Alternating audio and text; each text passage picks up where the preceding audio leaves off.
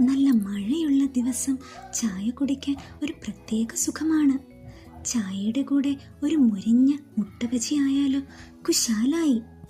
ഒരു കഥയൊക്കെ കേട്ട് നമുക്കൊരു മുട്ട ബജി ഉണ്ടാക്കിയാലോ. അവധിക്കാലമായാൽ എൻ്റെ കുട്ടിക്കാലത്ത് അമ്മ ചന്തയിൽ പോകുമ്പോൾ എന്നെയും കൂട്ടാറുണ്ടായിരുന്നു.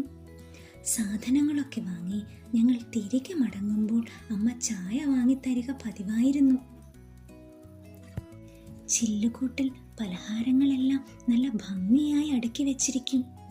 എനിക്കിഷ്ടമുള്ള ഏതെങ്കിലും ഒരു പലഹാരം എന്നും ചായക്കൊപ്പം എൻ്റെ കയ്യിലുണ്ടാകും. അങ്ങനെ ഒരു ദിവസം ഈ മുട്ട ബജിയുടെ സ്വാദം ഞാനറിഞ്ഞു. അതേ രീതിയിൽ ഒരു മുട്ട ബജി നമുക്കുണ്ടാക്കാം.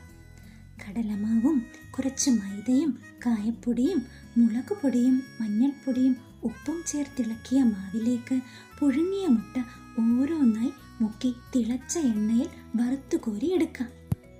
എന്നിട്ടോ മഴയുടെ ഭംഗി ആസ്വദിച്ച് ഈ പാടമൊക്കെ കണ്ട് നമുക്കൊരു ചായ കുടിക്കാം, കൂടെ ഒരു മുരിഞ്ഞ മുട്ട ബജിയും.